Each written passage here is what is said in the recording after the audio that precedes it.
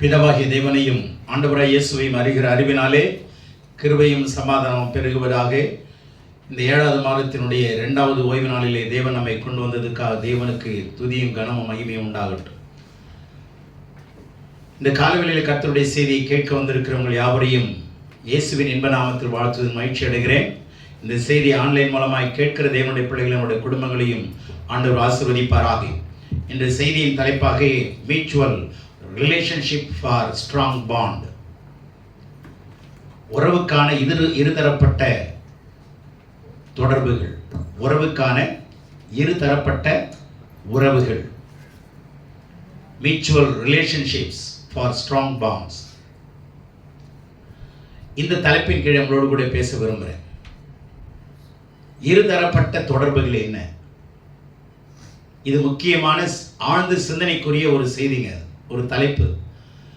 ரொம்ப ஆழ்ந்து பேசலாம், இது பட்டிமன்றம் வச்சு பேசலாம் அல்லது ஒரு செமினார் வச்சு பேசலாம். அது சுருக்கமாக அவங்களோடு கூட பேச விரும்புகிறேன். இது ஆழ்ந்த சிந்தனைக்குட்பட்டது. இருதரப்பட்ட உறவுகள் அல்லது இருதரப்பட்ட தொடர்புகள். உதாரணமாக இது குடும்பத்தில் ஆரம்பிக்கும். கணவன் மனைவி இவங்க ரெண்டு பேருமே இருதரப்பட்ட தொடர்புகளை தொடர்ந்து இருந்தால் தான் குடும்பம் நல்லா இருக்கும். பெற்றோர்களுக்கும் பிள்ளைகளுக்கு நடுவில், கணவனுக்கும் மனைவிக்கு நடுவில், நண்பர்கள் இடையில, இப்படி இருதரப்பட்ட ஒரு தொடர்புன்னா 2 பேருமே அதில் பங்களிப்பு இருக்கணும். 2 பேருடைய பங்களிப்பும் சரியாக இருக்கணும், சமமாக இருக்கணும். 2 பேருடைய உணர்வுகளையும் புரிந்து கொள்ளணும். 2 பேருடைய உணர்வுகளுக்கும் மதிப்பளிக்கணும்.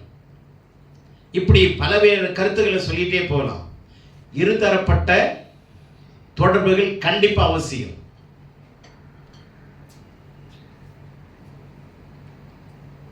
There should not be one-sided insistence. ஒரே பக்கமாக அழுத்தங்கள் இருக்கக்கூடாது. வலியுறுத்துதல் ஒரு பக்கத்திலிருந்து வரக்கூடாது. both sides, 2 சைடில் இருந்து. அது யாரா இருக்கட்டும், நண்பர்களாக இருக்கலாம், கணவன் மனைவியாக இருக்கலாம், பெற்றோர்கள் பிள்ளையாக இருக்கலாம். இவருடைய 2 பேருடைய பங்களிப்பு ரொம்ப முக்கியம். ஆமென். இந்த இருவரும் சேர்ந்து வளர்க்க வேண்டிய தோட்டம்தான் இது. இருவரும் சேர்ந்து வளர்க்க வேண்டிய தோட்டம். இதுல ஒருவர் சோர்ந்து போயிட்டா அந்த தோட்டம் என்ன ஆயிடும்? வாட்டமாயிடும். தோட்டத்துக்குள்ள செழிப்பு இருக்காது, சந்தோஷம் இருக்காது, மகிழ்ச்சி இருக்காது. ஆகவே இருதரப்பட்ட தொடர்புகள் கண்டிப்பா அவசியமானது. தொடர்பு இல்லைன்னு சொன்னா சூரியன் இல்லாத பூமி போல, சூரியனே இல்லை அப்படின்னா பூமி என்ன ஆகும்? இருளடைஞ்சிரும். ஒன்று. அடுத்தது மரம் செடி கொடியெல்லாம் செத்து போயிடும். அதனுடைய உணவு தயாரிக்க முடியாது. சூரிய ஒளி இல்லைன்னா தாவரங்கள், மரங்கள்லாம் எது தயாரிக்காது? ஸ்டார்ச் தயாரிக்காது. உணவுகளை அது தயாரிச்சுக்க முடியாது. நம்மளால வாழவும் முடியாது. துவைச்ச துணி காயாது, அரைச்ச மாவு புளிக்காது, தோசை சுட முடியாது.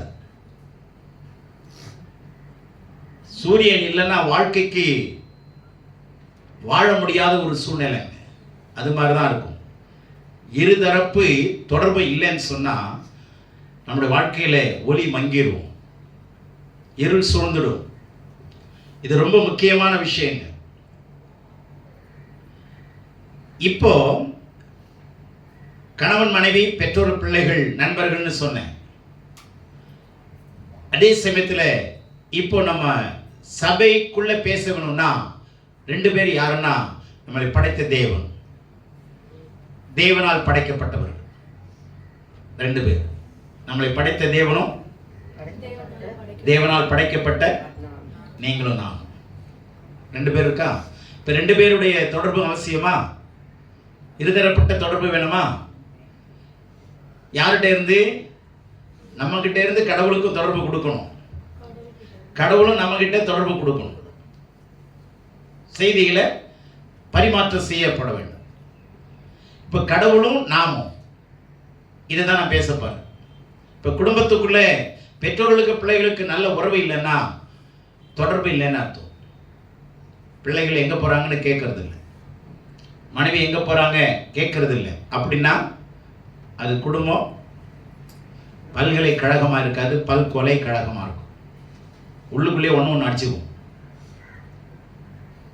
புரியுதா? அது பல்கலைக்கழகமாக இருக்காது. புரிஞ்சிச்சா? ஆக இப்போ சபைக்குள்ள வந்திருக்கிற நாமக்கு ரெண்டு தரப்பினர் யாருன்னா, ஒன்று பரலோகத்தில் இருக்கிற தேவன், நம்மை படைத்தவர், நம்மை உருவாக்கினவர், அவருடைய சாயலை போல நம்மை உண்டாக்கினவர், நம்மோடு கூட சேர்ந்து வாழ்கிறவர். அல்லேலூயா. அவரும் அவரால் படைக்கப்பட்ட காவியங்களாயிருக்கிற நாமும், அவரால் படைக்கப்பட்ட ஓவியங்களாயிருக்கிற நாம். சாதாரண ஒரு படத்தை காட்டுங்க, ஒரு பாடத்தை காட்டுங்க, ஆனா ஒரு ஓவியத்தை காட்டுங்க, எதுக்கு இங்க வேல்யூ அதிகமா இருக்கும்? சொல்லுங்களேன். இதுதான் எபேசியர் 2:10 சொல்லுது, நீங்கள் அவருடைய கரத்தின் ஓவியங்களாயிருக்கிறீர்கள். தமிழ்ல அவ்வளவு அழகா இல்லை. உங்களையும் என்னையும் ஓவியமாய் படைத்திருக்கிறார். சாதாரண உரைநடையை வாசிக்கிறதை விட கவிதைகள் வாசிக்கும் போது கேட்கறதுக்கு இன்பமா இருக்கும். ஆமென். அல்லேலூயா. பாடல்களா கேட்கும் போது இன்பமா இருக்குமா இல்லையா? இதுதான் ஆண்டவர் சொல்றாரு, உங்களை என்னையும் காவியமாக ஆண்டவர் படைத்திருக்கிறார், ஓவியங்களாக அவர் அழகுபடுத்தி இருக்கிறார், சிற்பம் தீர்த்திருக்கிறார். பார்க்கறதுக்கு கல்லா இருக்கும், கொஞ்ச நேரம் கழிச்சு பார்த்தீங்கன்னா, கொஞ்ச நாள் கழிச்சு பார்த்தீங்கன்னா அந்த கல் என்னவா இருக்கும்? சிற்பமாயிருக்கும். அல்லேலூயா. சிற்பியின் கீழே சிற்பங்கள் உண்டாகும். அல்லேலூயா. கற்பத்துக்குள்ளே உருவாக்குகிறவர் கடவுள், கல்லுக்குள்ளே ஓவியத்தை கொண்டு வருகிறவன் யாரு? சிற்பி. நல்ல கவனிங்க. கருவறையிலே உண்டாக்கப்படுகிறது, கல்லுக்குள்ள உண்டாக்கப்படுகிறது. ஆனா இதுல ஜீவன் இல்லை, இதுக்கு ஜீவன் இருக்கு. நல்ல கவனிங்க. ஆகவே ஆண்டவருக்குள்ளே இருக்கிற நாம ஓவியங்களாய் இருக்கும். எல்லாரும் புரிந்து கொள்ளுங்க. ஓவியத்தை ஒரு மனுஷ படைப்பில் இருக்காருங்க, அவர் வரைகிற ஓவியத்தை 5 லட்சம் வாங்கிட்டு போவாங்க வெளிநாட்டுல இருந்து. குறைஞ்சது அந்த அளவுக்கு தத்துரூபமா வரையக்கூடியவர். அப்போ ஓவியத்துக்கு எவ்வளவு மதிப்பு இருக்கு பார்த்தீங்களா? அது மாதிரி தான் கடவுள் நம்மளை ஓவியங்களா வைத்திருக்கிறார்னு மைண்ட்ல செட் பண்ணுங்க. சும்மா நம்ம ஒண்ணுமே உதவாதவங்க, என்ன ஆண்டவரே வாழ்ந்து என்ன பண்ண போறாங்களோ யோசிக்காதீங்க. உங்களை விசேஷமான சித்திரமாய் ஆண்டவர் வைத்திருக்கிறார். சித்திரங்களா இருக்கிற நீங்களும் நானும் செய்கிற காரியங்கள் விசித்திரமாய் இருக்க வேண்டும். சித்திரங்களா இருக்கிற நீங்களும் நானும் செய்யற காரியம் எப்படி இருக்கணும்? விசித்திரமாய் இருக்க வேண்டும். அல்லேலூயா. அதுக்குதான் சித்திர வடிவாய் வைத்திருக்கிறார், சுத்திர வடிவாய் இல்லை. சொன்னாங்கல்ல, ஊரெல்லாம் சுத்திட்டு வாயை தூக்கிட்டு வந்துடாதீங்க. புரியுதா? 7 நாள் சுத்திவிட்டு 7ஆம் நாள் வாயை தூக்கிட்டு வந்துட்டா என்ன பிரயோஜனம்? ஒரு பிரயோஜனமும் கிடையாது. அழகா சொன்னாங்க, நல்லாவும் சொன்னாங்க. ஆண்டவரே நம்மளை சித்திரங்களாய் படைத்திருக்கிறார். எத்தனை பேர் சந்தோஷப்படுறீங்க? பக்கத்துல பார்த்து சொன்னீங்க, என்ன அழகா இருக்கிறீங்க, என்ன அழகுங்க நீங்க, இந்த வயசுல என்ன அழகா இருக்கிறீங்க, இந்த வயசுல நீங்க எவ்வளவு ட்ரிம்மா இருக்கிறீங்க, இந்த வயசுல எப்படிங்க லேட்டா வர முடியும்? இப்போ தேவன் நாம இருக்கிற இப்போ எப்படிங்கிறத நான் சொல்ல விரும்புறேன். என்ன விதமான தொடர்பு?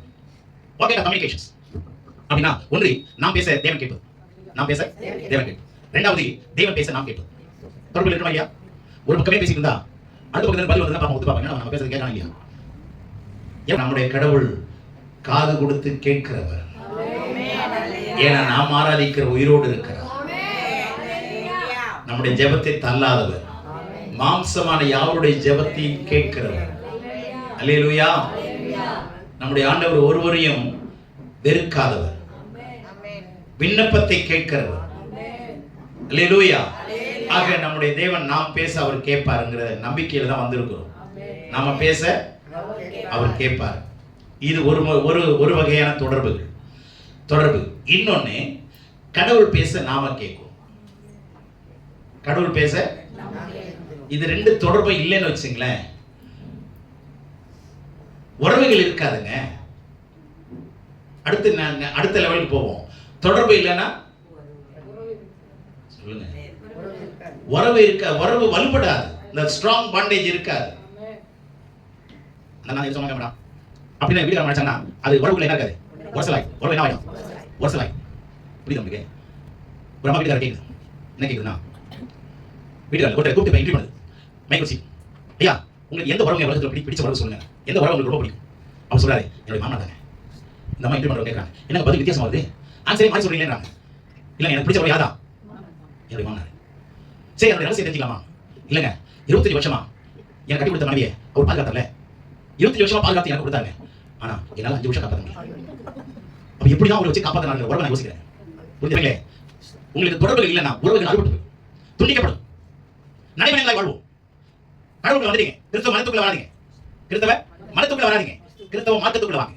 உலகத்துல இந்து மதம் இருக்கு, இஸ்லாமிய மதம் இருக்கு, ஜைன மதம் இருக்கு, புத்த மதம் இருக்கு. இதெல்லாம் வந்து மேஜர் ரிலிஜன் சொல்லுவாங்க, பெரிய மதங்கள். மதங்கள் வாழ்ந்து கொண்டிருக்கிறது. ஆனால் மதங்களை தோற்றுவித்தவர்கள் என்றைக்கும் மனக்குள் இருக்கிறார். இது மதத்தை தோற்றுவித்தவங்க தெரியாமா?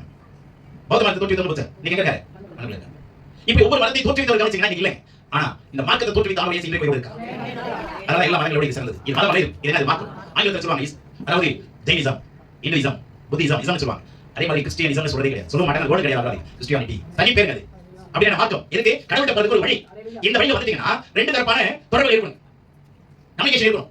ஒண்ணு நீங்க பேச அவர் கேட்கணும், இல்லைன்னா அவர் பேச நான் கேட்கணும். இல்ல சொல்லுவாங்க, ஒண்ணு இருக்கணும், முடிவு எதை சொல்ல கேட்க மாட்டேன், ஒண்ணு இருக்கணும் நானும். நீங்களும் நானும் இந்த உறவுகளை வந்துட்டோம். தேவனும் நாமங்கிற உறவுங்கிறது கிறிஸ்தவத்துல மாத்திரதாங்க இருக்கு. மற்ற எந்த கடவுளும் எந்த மதத்திலும் உறவின் அடிப்படையில் கும்பிட வர்றதில்லை, கடவுள்கிட்ட வர்றதே கிடையாது. அடிச்சு சொல்றேன், எந்த ஒரு மதத்தினரும் கடவுளை தொழுது கொள்ள கும்பிட வர்றாங்க, உறவுக்கு வர்றதில்லை. கடவுள் யாரோ நான் யாரோ, அவர் கடவுள் நான் குடிமகன், அந்த ஒரு மேம்போக்கான காரியத்தில் தான் போகுது. உறவின் அடிப்படையில் யாரும் கடவுளிடத்தில் வர்றதில்லை. கிறிஸ்தவ ஒருத்ததாங்க உறவின் அடிப்படையில் வர்றது. அந்த உறவை சொல்றது பரிசுத்த வேதம் ஒண்ணுதாங்க சொல்லுது. வேற எந்த வேதங்களில் என்ன கிடையாது, உறவு முறையெல்லாம் கிடையவே கிடையாது. குடும்பத்தில் உறவு முக்கியம் இல்ல. அப்ப குடும்பத்தை உண்டாக்குறவர் யாரு? கடவுள் தான். சபையை உண்டாக்குறவர் யாரு? கடவுள் தான். அப்ப இது ரெண்டுக்குள்ள என்ன இருக்கணும், எப்படி இருக்கணும்? டைட் பாண்டேஜ் இருக்கும். உறவுமுறைகள் என்ன இருக்கக்கூடாது, உரசல் இருக்கக்கூடாது. ரத்தம் வந்துடும், உரசி என்ன ஆயிடும், ரத்த காயமாயிடும். அதுக்கப்புறம் என்ன சொல்லுவாங்க, உன் வழியை நீ பார்த்துக்கோ, நான் பார்த்துக்கிறேன். ரெண்டு பேரும் வேற வீட்டிலேயே இருக்கலாம், வேற என்ன பண்றது? ஆண்டவர் கையால உருவாக்கப்பட்டிருக்கிறோம், கற்பத்திலே உருவாக்கப்பட்டிருக்கிறோம், கரங்களினால உருவாக்கப்பட்டு வருகிறோம். கற்பத்தில் உருவாக்கப்பட்டது அது தாயினுடைய கருவிலே. அடுத்தது அது உண்டாக்கப்படுறது தாயின் கருவிலே உண்டாக்கப்படுகிறோம். ஆனால் சங்கீதம் 119:73 சொல்லுது, அவருடைய கரத்திலே உருவாக்கப்படும். We have been fashioned, designed. நாம என்ன பண்ணப்பட்டிருக்கிறோம், உருவாக்கப்படுகிறோம், டிசைன் பண்ணப்படுகிறோம். அல்லேலூயா. ஆகவே இந்த ரெண்டு பேருக்கும் பரஸ்பர உறவு இருக்கணும்னா பரஸ்பர தொடர்பு இருக்கணும். இப்ப நான் சீக்கிரம் வரேன். இப்போ இந்த தொடர்புகள்ல என்ன காரியங்கள் சம்பவிக்கிறது அப்படின்னா, முதலாவது கடவுளும் நானும், கணவன் மனைவி, அவங்க என்ன செய்யறாங்க, முதல் நாளில கட்டி குடிச்சோன்னு ஒருத்தர் புரிந்து கொள்றதுக்கு காலங்கள் ஆகும். ஒருத்தர் என்ன பண்ணணும், புரிதல் இருக்கணும், மியூச்சுவல் அண்டர்ஸ்டாண்டிங். ஒருத்தர் என்ன பண்ணணும், புரிந்து கொள்ற மாதிரி தேவன் யாரு, அவர் எப்படிப்பட்ட வல்லமையுடையவர், எப்படிப்பட்ட ஞானமுடையவர், அவர் என்ன செய்கிறாருங்கிற புரிதல் நமக்கு முதலாவது வேணும். கடவுளும் நானுங்கிறப்போ அவரை நான் என்ன பண்ணணும், சரியாய் புரிந்து கொள்ள வேண்டும். நான் சொன்னது புரிஞ்சுச்சா? அவர் கடவுள், அவர் எங்கே இருப்பார், எங்கேயாவது இருப்பார். அவர் நான் பேசுனா கேட்பார் இல்லையான்னா எனக்கு தெரியாது. நீங்கள் ஒரு யாராவது கும்பிட்றவங்களை கூப்பிட்டு கேளுங்களேன், இப்போ நீ கும்பிட்டியா கடவுள் என்ன சொன்னார்னு கேளுங்க, என்ன பதில் சொல்லுவாங்க? இப்படி கோயிலில் கும்பிட்டது சந்தோஷம்தான், பக்தி இருக்குது, பாராட்ட வேண்டிய விஷயம். நான் அதெல்லாம் நான் குறையா பேசலை. பக்தியில் இருக்கிறதுனால தான் கும்பிட போகிறாங்க, தப்பு சொல்லலை. ஆனால் உங்ககிட்ட கடவுள் என்ன சொன்னான்னு கேளுங்களேன். நான் கேட்டப்போ ஒருத்தர் சொன்னார், நல்லா படித்தவர், அவரை கேட்டேன், ஐயா பக்தியில் போய் கடவுளை கும்பிட்டு வரீங்க, சந்தோஷம், பாராட்டுறேன். இந்தியாவில் இருக்கிற பக்தி மாதிரி வெளியில் குடும்ப பக்தியும் கிடையாது. அவன் கொஞ்ச நாள் ஒன்றா வாழ்வான், அதுக்கப்புறம் வெளிநாட்டுக்காரன் கேட்குறான், எவ்வளோ வருஷங்க வாழ்றீங்க அவங்க வீட்டுக்காரன்? 50 வருஷமா? பயப்படுறான். 50 வருஷம் எப்படா ஒரே ஆளோட குடும்பம் நடத்துறேன்னு அவன் கேட்குறான். நான் கேட்டேன், கடவுள்கிட்ட கும்பிட்டு வரீங்கய்யா, என்ன சொல்றாரு சார் கடவுள் அப்படின்னு. கடவுள் பேசுவாரான்னு கேட்டாரு.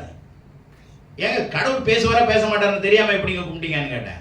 ஒரு முடிக்கிறார், எங்களுக்கு பழக்கம் சார் அது, நாங்கள் பாட்டில் கும்பிடுவோம், நாங்கள் பாட்டில் வந்துடுவோம். அப்போ அதர் சைட்லேருந்து அடுத்த சைட்லேருந்து என்ன இல்லை, ரெஸ்பான்ஸ் இல்லை. அப்போ ஒரு மூட நம்பிக்கை, அதுல ஒரு செயல்பாடு இல்லை, உயிர் இல்லை, உயிரோட்டம் இல்லை, இருபக்க தொடர்பு இல்லை. புரிஞ்சுச்சா? போன் பண்றீங்க, நீங்க பாட்டில் பேசிட்டு இருந்தீங்கன்னா என்ன அர்த்தம்? எதிர்பக்கத்துல இருந்து வரல, நீங்க பாட்டில் பேசிட்டு இருந்தீங்கன்னா உங்களை கேட்கறவன் என்ன நினைப்பான்? அது மாதிரிதான் ஆயிடும். அதெல்லாம் நல்லா கவனிங்க. கடவுளை சரியாய் புரிந்து கொள்ள வேண்டும். கடவுள் நம்மளை சரியா புரிந்து இருப்பா. கடவுள் நம்மளை யாரு, எப்படிப்பட்டவன், சர்ச்சுக்கு எப்போ வருவாங்க, எத்தனை மணிக்கு முடியும்னு பார்த்துக்கிட்டு இருப்பாங்க, எப்போ ஓடலான்னு பார்ப்பாங்க. இவங்க பைபிளை எப்பயாவது வாசிப்பாங்க, பிரச்சனை வந்ததுன்னா முழங்கால் படிடுவாங்க, கூப்பிடுவாங்க, ஒரு பிரச்சனை பண்ணுவாங்க. இதெல்லாம் கடவுளுக்கு நல்லா தெரியும். தெரியுமா தெரியாதா? நம்மளை பத்தி அவருக்கு கண்டிப்பா தெரியும், கண்டிப்பா தெரியும். ஆனா நமக்கு தான் யாரை பத்தி தெரியாது. இப்ப இதுதான் முக்கியமா நான் பேச விரும்புறேன், நல்லா கவனித்துக் கொள்ளுங்க. நம்மளுடைய உறவு இன்றைய நாளைய உறவு மாத்திரம் இல்லைங்க, மரணத்துக்கும் தாண்டி இருக்கிற நித்திய உறவுங்க. நம்முடைய உறவு தேவனோடு இருக்கிற உறவு, கடவுளோடு இருக்கிற உறவு, நம்முடைய மரணத்தையும் தாண்டி இருக்கிற உறவு. அப்போ ஒருவருக்கு ஒருவர் என்ன செய்யணும்? புரிதல் அவசியம். ஒருவருக்கு ஒருவர் புரிதல் அவசியம். இரண்டாவது, அப்படி தொடர்பு கொள்ளும் போது என்ன உண்டாகும்னா பரஸ்பர நம்பிக்கை உண்டாகும். நான் பேசுறேன், நீங்க கேட்கறீங்க, நீங்க பேசுறீங்க, நான் கேட்கிறேன். அப்போ உங்களை ரெண்டு பேரும் புரிந்து கொள்ள முடியும். அப்ப இருவருக்கு இடையே என்ன உண்டாகும்? பரஸ்பர, முதல்ல புரிதல், இரண்டாவது பரஸ்பர நம்பிக்கை. நான் சொன்னா அவர் கேட்பார், அவர் சொன்னால் நான் கேட்பேன். என்ன உண்டாகும்? இரண்டாவது பரஸ்பர நம்பிக்கை உண்டாகும். சரிங்களா? மூன்றாவது, நம்பிக்கை வந்துருச்சுன்னா உரிமை கூறுவோம், உரிமையா கேட்போம். நான்காவது, வேகமா போறேன், உரிமைக்கு அப்புறம் பொறுப்புகள் உண்டாகும். என்னது? பொறுப்புகள் உண்டாகும். அதுக்கப்புறம் ஒருவர் மேல் ஒருவர் அக்கறை இருக்கும். ஐயோ நீங்க கெட்டு போயிடக்கூடாது, உங்களுக்கு கஷ்டம் வந்துடக்கூடாது, உங்களுக்கு நோவு வந்துடக்கூடாது, உங்களுக்கு கடன் தொல்லை வந்துடக்கூடாது. அக்கறை வருமா இல்லையா? பரஸ்பர அக்கறை உண்டாகும். நீங்க நல்லா இருக்கும், நான் நல்லா இருக்கும் அப்படிங்கிற ஒருவர் மேல் ஒருவர் பாசம் உண்டாகும் அதிகம். அதுக்கப்புறம் ரெண்டு பேருக்கு நடுவில் நெருக்கம் உண்டாகும். அடிக்கடி பேச ஆரம்பிச்சிருவோம். அடிக்கடி என்ன செய்றீங்க, என்ன பண்ணிட்டு இருக்கிறீங்க, ஏன் சோர்வா பேசுறீங்க? காதுல நீங்க சோர்வா பேசுறது மாதிரி தெரியுதே, உங்க குரல் நல்லா இல்லையே, ஜுரமா இருக்கா, கோல்டு பிடிச்சிருக்கா, கேட்போமா இல்லையா? அந்த நெருக்கம் உண்டாகும். அடுத்ததாக அந்த நெருக்கம் ஒருவருக்கு ஒரு பாலமாக மாறும், ஒருவருக்கொருவர் பாலமாக மாறும். இவ்வளவு உண்டாகுங்க, இந்த தொடர்புக்குள்ள இவ்வளவு காரியங்கள் இருக்கு. சரியா? இப்ப நான் சுருக்கமா சொல்றேன். இப்ப நாம பேச அவர் கேட்பார், அதுதாங்க நாம பண்ற ஜெபம். நாம பேச அவர் கேட்கிறதா என்னது? ஜெபம். When we pray, God listens. When we speak, God listens. நாம பேசும்போது கடவுள் கவனிக்கிறார். அப்படிங்கிற நம்பிக்கை. சரி, அடுத்தது கடவுள் பேச நாம கேட்கணும். கடவுள் பேச நாம கேட்கறது என்ன? வேதத்தை படிக்கிறதும் வாசிக்கிறதும் கடவுள் பேச நாம கேட்கிறது. ஏன்னா கடவுள் எழுதி கொடுத்த அன்பின் கடிதம் இது. மக்களுக்கு கடவுள் கொடுத்த லவ் லெட்டர் எதுதான்? பரிசுத்த வேதாகமம், அன்பின் கடிதம். சரியா? இப்ப அவர் பேசுறதும் எழுதுறதும் ரெண்டும் ஒண்ணு தானே. இப்ப நான் பேசுறதை எழுதி அனுப்புறதும் ரெண்டும், படிக்கிறதும் நான் கேட்கறது ரெண்டும் ஒரே வார்த்தை தானே, அர்த்தம் தானே, ஒண்ணு தானே. அப்ப கடவுள் பேசுறதும் அவர் எழுதி கொடுத்ததை நான் வாசிக்கிறது ரெண்டும் ஒண்ணு தானே. அப்போ கடவுள் பேச நான் கேட்பது, ரெண்டாவது நான் பேச கடவுள் கேட்பது. இந்த ரெண்டு தொடர்புல எதுங்க நல்ல தொடர்பு?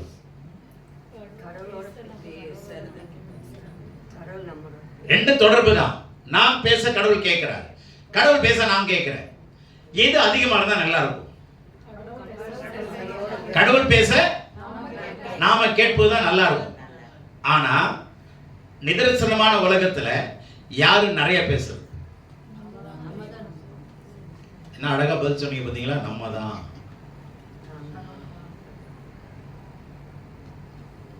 ஹலோ ஆண்டவரே, நீங்க சும்மா இருங்க, நான் பேசுறது கேளு. எனக்கு இருக்கிற பிரச்சனை என்ன தெரியுமா? தலையை வெடிக்கிற மாதிரி, என்னால் ப்ரெஷர் தாங்க முடியல. 40 வயசு பையங்க ஐடி கம்பெனியில் இறந்துட்டாருங்க ப்ரெஷரில். 40 வயசு ஒற்றூரில். ரொம்ப கேட்டு ரொம்ப வேதனை அடைஞ்சேன். Tension, pressure. தயவுசெய்து இதுக்கெல்லாம் நீங்கள் வழி கொடுக்காதீங்க. காரணம் ஏன் தெரியுமா? கடவுளோடு நீங்கள் தொடர்பு கொள்ளாததுனால தான். கடவுள் பேச நாம கேட்கும். இதுதான் நல்ல தொடர்புகள்ல ரெண்டு முக்கியம். ஆனா அதிகமா எதுல ஆசீர்வாதம்னா கடவுள் பேசுறதுல. கடவுள் பேசுறதுல ஆலோசனை இருக்கும், கடவுள் பேசுறதுல பாதுகாப்பு இருக்கும், கடவுள் பேசுறதுல எச்சரிப்பு இருக்கும், கடவுள் பேசுறதுல நன்மை இருக்கும். கடவுள் பேசும்போது தீமை விட்டு விலகலாம். அப்ப கடவுள் பேசுறத நாம கேட்கிற முறைதான். வேதத்தை படிக்கிறதும் கடவுள் பேசுறது ரெண்டு ஒன்று. நீங்க வேதத்தை படிக்கும் போது கடவுள் என்னோட பேசுகிறார் என்ற உணர்வுல நீங்க வரணும். இன்னைக்கு வேதத்தை படிக்கிறீங்க, ஒருத்தர் கேட்கிறாரு, என்னங்க பைபிள்ல படிச்சீங்க, உங்களுக்கு என்ன வார்த்தைங்க கடவுள் உனக்கு உணர்த்தினாரு, எந்த வார்த்தை உங்களுக்கு நல்லா இருந்ததுன்னா, நான் அவசரத்தில் படிச்சுட்டு வந்தேன் பிரதர், எனக்கே நேரம் இல்லை, அதை படிக்கணும்னு ஒரு எண்ணம் இருந்து அதனால தான் படித்தேன்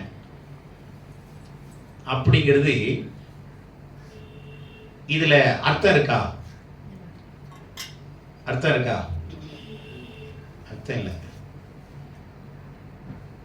இப்ப நீங்க சாப்பிட்டுட்டே டிவி பார்க்கலாம், சாப்பிட்டுட்டே பேசலாம். ஆனா இது ரெண்டையும் அவாய்ட் பண்ணாதான் நீங்க சாப்பிட்ற ஆகாரம் உங்களுக்கு உடம்புல ஒட்டும். நீங்க பேசிக்கிட்டே சாப்பிட்டீங்கன்னா அது ஜீரண சக்தியை வராதுன்னு விஞ்ஞானம் சொல்லுது. புரியுதா? அந்த மாதிரி வாக்கிங் பண்ணும்போது பேசிட்டு போறத தொடர்ந்து 2 பேர் பேசிக்கிட்டே போவாங்க, அதுவும் வாக்கிங்க்கு பலன் கொடுக்காது. உங்க கான்சன்ட்ரேஷன் வேற இருக்கும். ஆகவே தயவு செய்து நல்லா கவனிங்க. கடவுள் பேச நான் கேட்கிறேங்கிற உணர்வு உங்களுக்கு இருக்கணும்.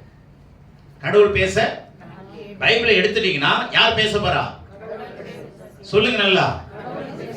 கடவுள் பேச போகிறாரு, நான் கவனிக்கணும் அதுல.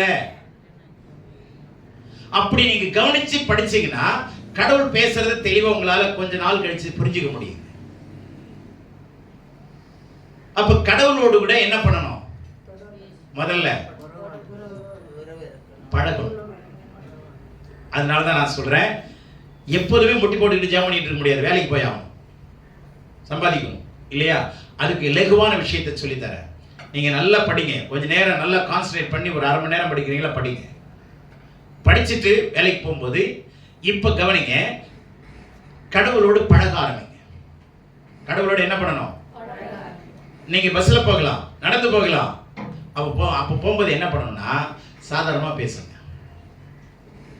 இசுவே, நீங்க இந்த வார்த்தையெல்லாம் நான் படிச்சேன், எனக்கு ரொம்ப நல்லா இருந்தது. நீங்க பேசுனது எனக்கு ரொம்ப நெகிழ்வா இருந்தது, மகிழ்ச்சியா இருந்தது, நல்லா இருந்தது ஆண்டவரே. சாதாரணமா பேசுங்க, இலக்கணத்தோட எல்லாம் பேசணும்னு அவசியம் இல்லை. ஆண்டவரே நீர் பேசிக் கொண்டிருந்தோம், நான் படித்துக் கொண்டிருந்த போது நீர் பேசுறதை கவனித்துக் கொண்டிருந்த எல்லாம் பேச வேணாம். ஆண்டவரே நான் படிக்கும்போது நீங்க உணர்த்தது எனக்கு ரொம்ப நல்லா இருந்தது, என்னோட பேசுன மாதிரி இருந்தது, இது எனக்கு ரொம்ப பழக்கமா மாத்துங்க, இதை நான் ரொம்ப பழகணும். சாதாரணமா பேசுங்க, நீங்க பேசுறத நான் இன்னும் நல்லா கேட்கணும், தெளிவு இருக்கணும். எனக்கு ரொம்ப சந்தோஷமா இருக்கு. நான் படிச்சல அது என் இருதயத்தை குத்திருச்சு. என்னன்னா என்கிட்ட இருந்த தப்பு காட்டிருச்சு, அதை என்னால் விட முடியல ஆண்டவரே. சாதாரணமா தூக்கத்தை நான் விட முடியல, சோர்வை நான் ஜெயிக்க முடியல, பிரச்சனையே நான் பேசிட்டே இருக்கிறேன். நான் பிரச்சனையெல்லாம் பேசக்கூடாது, இனிமே பேசிட்டே போங்க. கடவுளோடு பேசுற மாதிரி இதாங்க. இதுக்காக மல்லி கட்டிட்டு டை கட்டிட்டு ஒன்றுலாம் உட்காந்துக்கிற அவசியம் இல்லை. நீங்க கேஷுவலாகவே பேசுங்க, கடவுளோட அப்பாட்ட பேசுற மாதிரி பேசுங்க, பேசிட்டே போங்க. ஒரு பிள்ளை குழந்தை பேசுறது எவ்வளவு சந்தோஷமா இருக்குமா இல்லையா? குழந்தை பேசுறது கேட்கும்போது அது மாதிரி நீங்க பேசுறத கடவுள் கேட்பார். பழக ஆரம்பிங்க. யாரோட? இல்லையா? அப்ப எது ஆரம்பமாவது? பழக்கம். இப்ப கடவுளோடு பழகிறது கெட்ட வழிக்கு கொண்டு போகவே போவார். இப்ப கடவுளோடு பழக ஆரம்பிங்க. இப்ப நான் சொன்னது புரிஞ்சா? நம்ம என்ன பண்றோம்? காலையில ஜெபம் பண்ணிட்டு அத்தோட போயிடுறோம். நடுவில் என்னைக்காவது கடவுளை கூப்பிட்டு பேசுறோமா? அந்த பழக்கத்தை ஏற்படுத்துங்க. புரிஞ்சிச்சா? நான் ஒரு நாள் காலையில இதே ரோட்ல பேச்சுலர் இருக்கும்போது பேசிட்டே போனேன். ஆண்டவரே நான் எல்லார் வீட்டுக்கும் போய் ஜெபம் பண்றேன், ஒவ்வொரு வீடா நான் போய் ஜெபம் பண்றேன், என் வீட்டுக்கு ஊழியக்காரங்களை அனுப்ப மாட்டீங்களா? உங்களுக்கு நல்லா இருக்கா? உங்க மனசாட்சி ஏத்துக்குதான்? அப்படி தாங்க பேசிட்டே போனேன். சாயந்தரம் வரேன், ஏசியுடைய பெரிய பாஸ்டர் வந்து நிற்கிறாருங்க. ஐயா என்னையா பார்க்க வரீங்கன்ற, தெருவிலே வர்றாரு, என்னைய பார்க்க வரீங்க. அவர் சொல்றாரு, உங்களை பார்க்கணும்னு ஒரு வாரத்துக்கு முன்னாடியே கடவுள் என்னை உணர்த்தினாரு, எனக்கு வழி தெரியாம தேடிட்டு இருந்தேன்ற. அது அன்னைக்கு தான் வரணுமா என்ன? நான் காலையில கேட்கிறேன், யாரையும் அனுப்ப மாட்டீங்களா ஆண்டவரே? பெரிய பாஸ்டர் வர்றாருங்க தேடிட்டு, எனக்கு ஒண்ணுமே விளங்கல. நான் நினைச்சேன் அந்த வேலை எங்கே போறாருன்னு நினைச்சேன். அவர் சொல்றாரு, உங்ககிட்ட தான், உங்களை பார்க்கணும்னு தான் வரேன் தம்பி. அப்ப சாதாரணமா பேசுறது கடவுள் கேட்கிறாரு. பார்த்தீங்களா? கடவுளோட பழகுங்க. சாலமன் பாப்பையா சொல்றாரு, வாங்க பழகலாம். சொல்றாரா இல்லையா? வாங்க வாங்க பழகலாம். நீங்க பாலோட பழகினா புளிச்சு போயிருங்க. கடவுளோடு பழகி பாருங்க. நீங்க கடவுளோடு சாதாரணமா பேசி பழகுங்க. எந்த விஷயத்தையும் கடவுள்கிட்ட சொல்லுங்க. ஆண்டவரே வீட்டுக்காரர் கேட்க மாட்டேன்றார், வீட்டுக்காரர் கேட்க மாட்டேன்றான்லாம் சொல்லாதீங்க. என்ன சொன்னாலும் இருந்தாலும் கேட்க மாட்டேன்றான், மரியாதையோட சொல்லுங்க. என்ன பண்றதுன்னு தெரியல இந்த ஆளை வச்சுக்கிட்டு. கடவுள் சொல்லுவார், மரியாதையை பேசுமாம்பார். நான் படிச்சு வாங்கிட்ட கொடுத்துருக்கிறேன், அவனை மாத்துறதுக்கு தான் உன்னை நான் வச்சிருக்கிறேன், நீ திரும்பி என்கிட்டே வந்து கம்ப்ளைண்ட் பண்ணாத. அவரோடு நல்லதை பேசுங்க. பேசும்போது பழகுங்க, நல்லா பழகுங்க, நல்ல வார்த்தைகளை சொல்லி பழகுங்க. ரெண்டாவது, கடவுள்கிட்ட பழகும்போது பிரச்சனையை பேசி பழகாதீங்க. நல்லா கவனிச்சுங்க. கடவுளோடு பேசும்போது நீங்க உங்க நண்பர்களிடத்திலே கேளுங்க, என்னடிமா எப்படி இருக்கிற, அதை ஆண்டி கேட்கிறேம்மா. இந்த வார்த்தை வந்துச்சுன்னா காலின்னு அர்த்தம். உங்களை மொக்க போட்டுருவாங்க. எப்படா வைக்கிறதுங்கிற நிலைமைக்கு வந்துடும். தயவு செய்து ஒருவரோடு ஒருவர் தொடர்பு கொள்ளும் போது நல்ல வார்த்தைகளை பேசுங்க. பவுல் சொல்றாரு, பக்தி விருத்திக்கு ஏதுவான வார்த்தை உண்டானால் அதையே பேசு, இல்லைன்னா வாயை மூடிக்கும், பேசாதன்ற. அப்ப கடவுளோடு பழகும் போது நல்ல வார்த்தைகளை வைத்து பழகுங்கள். எப்படி? ஆண்டவரே என் வீட்டுக்காரர் என்ன மாதிரி என்னை விட உற்சாகம் வரப்போறதுக்காக நன்றி சொல்றேன். இப்போ அவர் ரொம்ப துன்மார்க்கமாக தான் இருக்காரு, கேட்க மாட்டேன்றாரு, நான் வச்சுதான் சட்டங்கிறாரு, எனக்கு பிடிக்கல தான் ஆண்டவரே, இருந்தாலும் வேற வழி இல்லை, நான் வாழ்ந்து தானே ஆகணும், அதனால நான் அவரை உங்க கையில நான் கொடுக்குறேன், நீங்க இனிமே மாற்ற போறீங்க நான் நம்புறேன், என் குடும்பத்தை சரியாக்க போறீங்க நம்புறேன், ரொம்ப சந்தோஷப்படுறேன். இப்படி பேசி போங்களேன். உங்களை லூஸா நினைச்சா கூட கவலை இல்லைங்க. எவனாவது லூஸ் மாதிரி பேசிக்கிட்டே போறான்னு நினைச்சாலும் கவலை இல்லை. எல்லாம் அப்படிதான் லூஸா தான் நடக்குது. இப்போ அதாவது ரோட்ல தனித்தனியா பேசிட்டு போகுது, யாரோட பேசுறான் என்ன பண்றான்னு தெரிய மாட்டேங்குது. எல்லாம் லூசு பாய பிள்ளைங்களாயிடுச்சு. உலகமே லூஸ் ஆயிடுச்சு. அது தனி பாட்டில் அது பாட்டில் பேசுது, பழக்கம் ஆயிடுச்சுங்க. ஏன்னா நான் ஒரு முறை எப்படின்னா, ஒருத்தர் யாரோ பேசுனாங்க, நேராக தான் பேசிக்கிட்டு இருக்கிறான். போகும்போது நான் என்ன சொல்லிட்டேன், வைக்கிட்டுமான்ட்டேன். அது என்ன ஃபோனில் பேசி பழக்கங்க, அது வைக்கிட்டுமான்னு பேசுறது. அவர் நேராக பேசுறாரு, பேசிட்டு நான் புறப்பட்டுருமான்னு கேட்கறது போல வைக்கிட்டுமான்ட்டேன். அப்புறம் யோசிச்சு, என்னடா லூஸ் மாதிரி நம்ம பேசிட்டோம். இது பழக்கம் ஆயிடுச்சுங்க. அது புரிஞ்சதா நான் பேசுனது? அவர் என்ன நினைச்சாரோ தெரியல, வேணா வைக்கிட்டுமான்னு கேட்கிறாருன்னு நினைச்சாரோ என்ன தெரியல. நலமானவைகளை பேசுங்க, கடவுளோடு பழகுங்க, நல்ல பழக்கத்தை ஏற்படுத்துங்களேன். பழக்கம் என்ன தெரியுமா? அடுத்தது பழக்கம் உறவை கொண்டு வரும். பழக்கம் என்ன ஆகும் என்னக்கா, அடுத்த நாள் பார்த்தீங்கன்னா நீங்கள் யாராவது ஒருத்தர் நடக்கும்போது, அப்படி நடக்கும்போது ஒருத்தர் சிரிச்சு பாருங்களேன். அடுத்த நாள் அவங்க உங்களை பார்த்தா சிரிப்பாங்க. யாரையும் பார்த்தா தவறாக சிரிச்சிடாதீங்க. இங்கே நான் சொன்னேன்னு, சந்திக்கக்கூடிய இடங்களை கடவுளை முன்னாடி வச்சு நீங்கள் உறவை கொண்டாடுங்க. கடவுளை முன்னாடி வச்சு சரிங்க. அடுத்த நாள் உங்களோட பேச ஆரம்பிப்பாங்க. அடுத்த நாள் வணக்கம் சொல்லுங்க, குட் மார்னிங் சொல்லுங்க, நல்லா இருக்கீங்களான்னு ரெண்டாவது கேளுங்க, எங்கேருந்து வரீங்கன்னு கேளுங்க. 2-3 நாள் கழிச்சு அவங்களோட பழக ஆரம்பிச்சிருங்க. அதுக்கப்புறம் உங்களை அக்காவா, அண்ணாவா, தம்பியா பேச ஆரம்பிப்பாங்க. அதுக்கப்புறம் பர்த்டேக்கெல்லாம் கூப்பிட ஆரம்பிங்க. உறவாயிடுமா? நீங்கள் ஆண்டவரோட பேசுனீங்கன்னா அவர் உங்களை உறவுக்குள்ள ஏற்கனவே வச்சிருக்கிறார். அந்த உறவை உங்களுக்கு புதுப்பிச்சிருவீங்க. கடவுளோடு பேசுங்க, பழகுங்க. முதல்ல கடவுளோட என்ன பண்ணணும்? பேசணும். பழகுங்க. முதல்ல பேச பழகுங்க. முதல்ல பேசுறதுக்கே பழகணும். புரியுச்சா நான் பேசுறது? அப்புறம் தான் பழக்கம். ரெண்டாவது முதல்ல பேசுறதுக்கு பழகணும். போனை எடுத்தோன்னே யாராவது பேசுறதுன்னு கேட்டீங்கன்னா என்ன ஆகும்? அவன் வச்சிருவான். உங்களுக்கு வேலை கொடுக்கறதுன்னு கூப்பிட்டுருப்பான். அவன் எந்த ஒரு மேனேஜராவது கூப்பிட்டுருப்பான். யார் அப்படின்னு எடுத்தோடனே வச்சிங்கன்னு வச்சுங்களேன், அவன் இவனெல்லாம் நம்மளை என்ன பண்ண முடியாது, வேலைக்கு எடுக்க முடியாது. அப்பவே டிசைட் பண்ணுவான். கனிவோடு பேசு. நீங்கள் ஸ்டேஷனில் கவனிச்சிங்கன்னா முதல்ல அனௌன்ஸ்மெண்ட்னு சொல்லுவாங்க, அறிவிப்புன்னு சொல்லுவாங்க, பயணிகளின் கவனத்திற்குன்னு சொல்லுவாங்க. இப்போ என்ன சொல்றாங்க தெரியுமா? பயணிகளின் கனிவான கவனத்திற்கு. என்ன அருமையான வார்த்தைங்க அது. Your kind attention please. ரொம்ப நல்ல வார்த்தைங்க அது. உங்களுடைய கனிவான கவனத்திற்கு. கனிவா பேசுங்க, கனிஞ்சு பேசுங்க, பணிவா பேசுங்க. கடவுள்கிட்ட பேச பழகுங்க, மனுஷன்கிட்டையும் பேச பழகுங்க. மிருகங்கள் பேசுனா ரெஸ்பாண்ட் பண்ணுதே இல்லையா? பண்ணுது. கடிக்கிற மிருகங்களோடு வாழ்வதை விட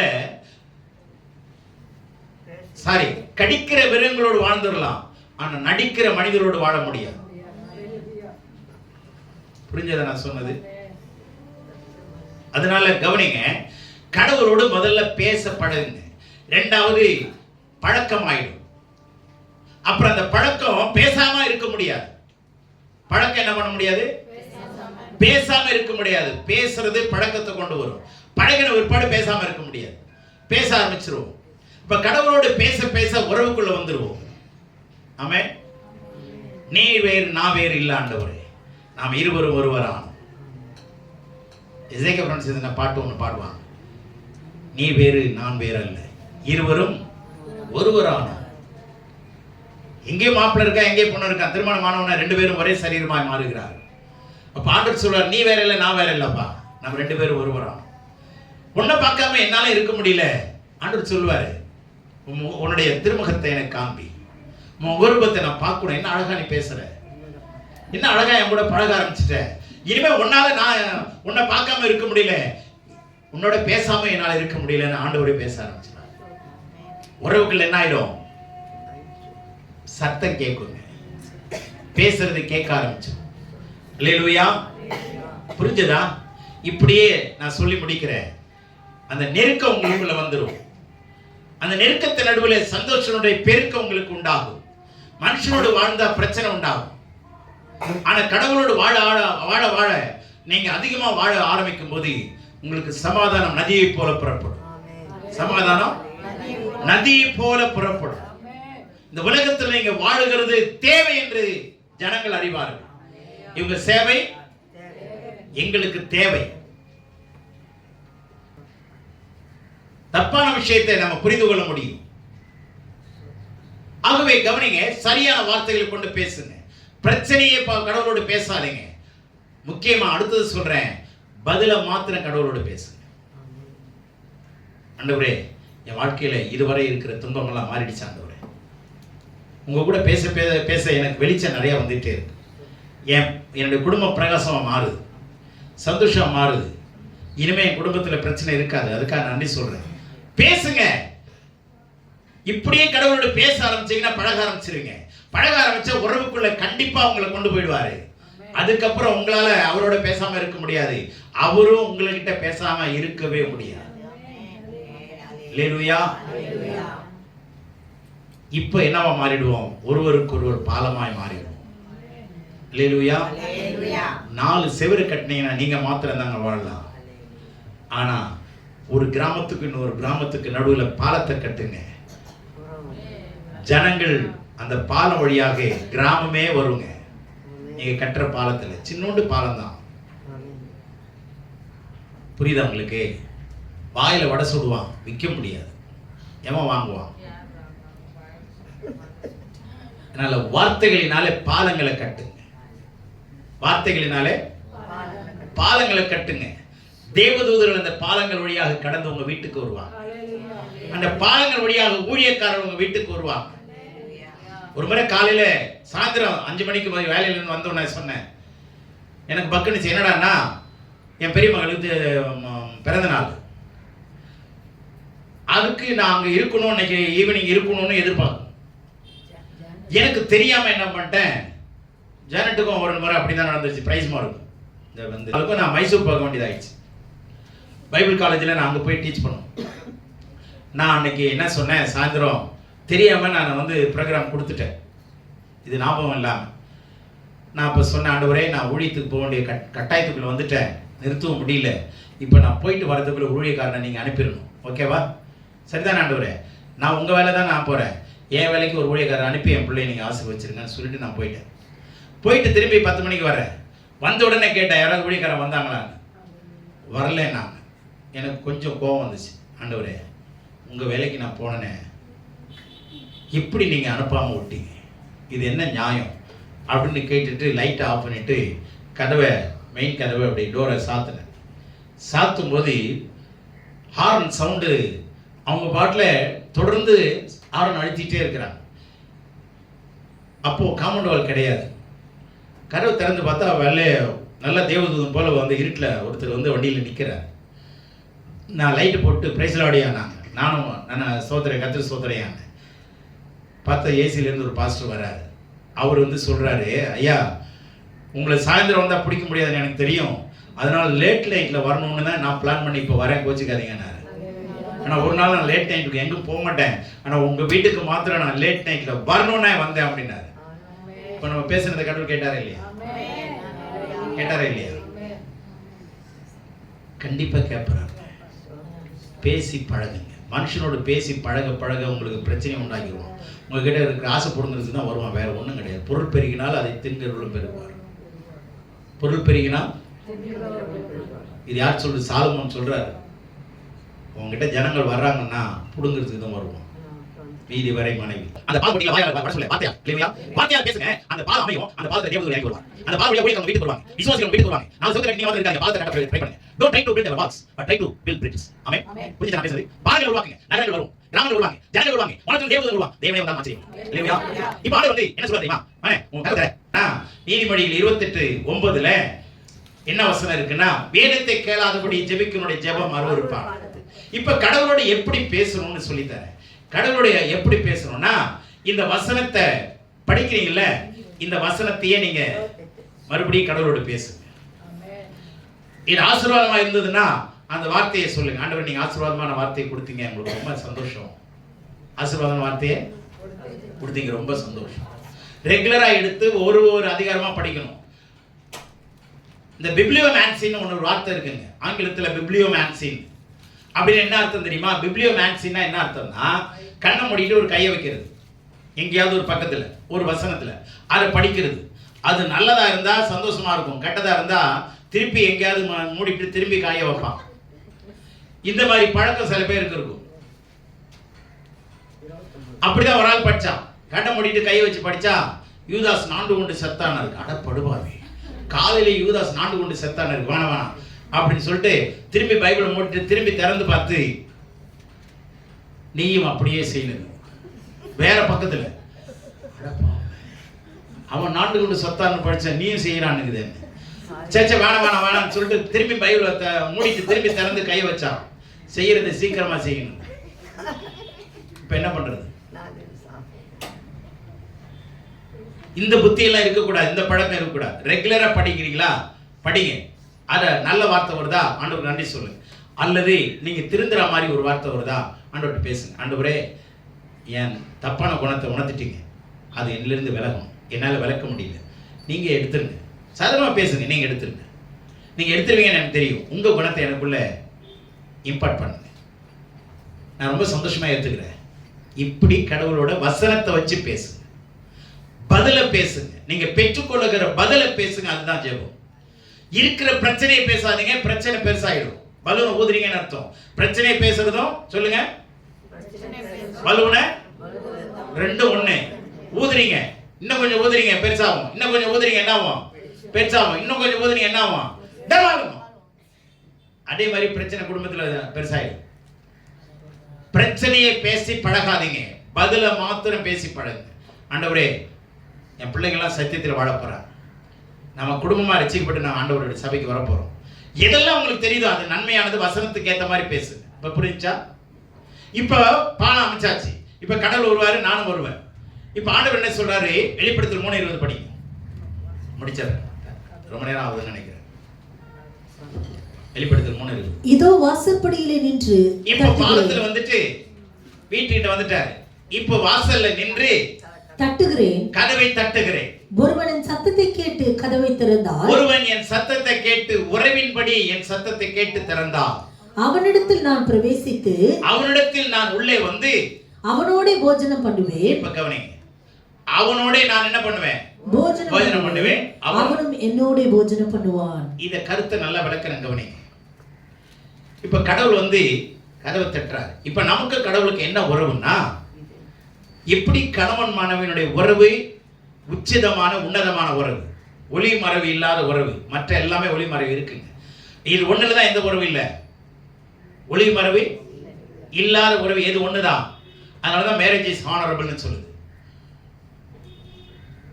உன்னதமான உறவு ஒண்ணு. அதே மாதிரிதான் கடவுள் நமக்கு, இது சரீர உறவுக்காக பிள்ளைகளை பெற்றிருக்கிற உறவுங்க இது.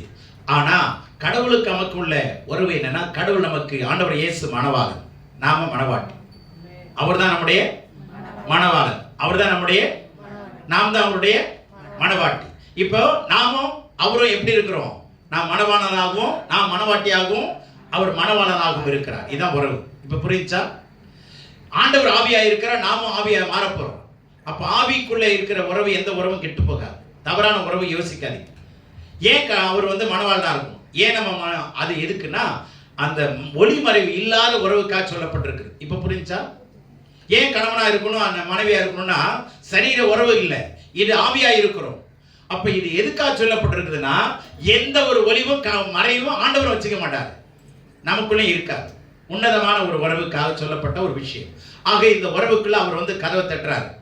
அவர் வந்து என்ன சொல்றாரு? கதவை திறந்தேன்னா நான் வீட்டுக்குள்ள வருவேன், வந்து உன்னோடு நான் என்ன பண்ணுவேன்? போஜனம் பண்ணுவேன், நீ என்னோட கூட என்ன பண்ணுவேன்? இப்போ அவருக்கு நாம என்ன கொடுப்போம்? சிக்கன் 65, காடை, கவுதாரி. என்ன ஆண்டவர் உங்களுக்கு வேணும் சொல்லுங்க, ஆண்டவர் கேட்க முடியுமா? சொல்லுங்க. சாப்பிடுவாரா? சரி, அவர் நம்ம கிட்ட கேட்டார், நம்ம என்ன சொல்லுவோம்? எனக்கு மட்டன் பிரியாணி ரொம்ப பிடிக்கும் ஐயா, எனக்கு கொடுங்க ஆண்டவரே அப்படின்னு கேட்க முடியுமா? அப்போ அவருக்கு என்ன நாம கொடுப்போம், நமக்கு என்ன அவர் கொடுப்பாருன்னா, சிம்பிளா சொல்றேன், நாம கொடுக்கிற ஒரு விருந்து என்னன்னா, கலாத்தியர் 5:22 எழுதி வச்சுங்க, மத்திய 3:8, பிலிப்பியர் 1:10. இது என்னன்னா கனிகள், ஆவியின் கனியோ. போதும் நீங்க படிச்சுங்க, நேரம் இல்லை.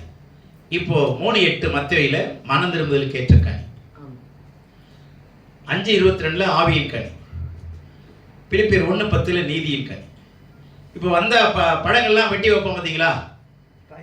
வரவங்களுக்கு தண்ணி காட்டி இல்லை, தண்ணி கொடுத்து இல்லையா? விளங்கும் நினைக்கிறேன். அப்போ தண்ணியை கொடுத்து உட்கார வச்சு பழங்கள்லாம் வெட்டி வைக்கிற மாதிரி கடவுளுக்கு நாம் என்ன செய்யணும்? நம்ம ஆவியின் கனியை கொடுக்கணும். அன்பு, சந்தோஷம், சமாதானம், இதெல்லாம் அந்த ஆவியின் கனியை கொடுங்க. அவர் அழகா புசிப்பார். ஆமென். அல்லேலூயா. அவர் என்ன கொடுப்பார் தெரியுமா? அவருடைய சரீரத்தையும் அவருடைய ரத்தத்தையும் பானம் பண்ணுங்க, புசிங்கன்னு கொடுப்பார். புரிஞ்சதா? புரியுதா புரியலையா? இப்ப ரெண்டு பேரும் டைனிங்ல உட்கார்றாங்களா? டைனிங்ல உட்கார்றாங்களா? அவர் கொடுக்கறத நாம சாப்பிடுறோம், நாம கொடுக்கறத. அப்ப அவர் என்ன கொடுப்பார்னா அவருடைய ரத்தத்தையும் அவருடைய சரீரத்தையும் நமக்கு விட்டு அவருடைய ரத்தத்தை பானம் பண்ணும்படி கொடுப்பார். அந்த ஐக்கியம் பெருசா இல்லையா? எத்தனை பேருக்கு புரிஞ்சு? அல்லேலூயா சொல்லுவோமா? நாம அவருக்கு என்ன கொடுக்கணும்? ஆவியின் கனி, மனம் திரும்புதலுக்கு ஏற்ற கனி, நீதி. அப்படி கொடுத்தாதான் ஆண்டவர் அந்த கனியை புசிப்பா. அல்லேலூயா. இந்த கனியில ஆரம்பிச்சதாங்க பிரச்சனையே. ஆனா எங்கதான் முடியுது? அங்க வாய்க்கு ஏற்ற கனியை சாப்பிட்டதான் பிரச்சனை. இங்கே ஆவிக்கு ஏற்ற கனியை கொடுக்கும். அங்க அந்த மரத்தில் இருந்த கனி தான் பிரச்சனை கொடுத்துச்சு. இங்க மனுஷன் கனிதான் ஆசீர்வாதம். அல்லேலூயா. உங்ககிட்ட இருந்த கனியை கொடுங்க. உங்க உறவு வலுக்கும். மணவாளன் வருவார், சாப்பிடுவார், உங்களை ஆசீர்வதிப்பார். அவரோடு கூட நாம் வாழ்வோம். கர்த்தர் தாமே நம்மை ஆசீர்வதிப்பார். ஆமென்.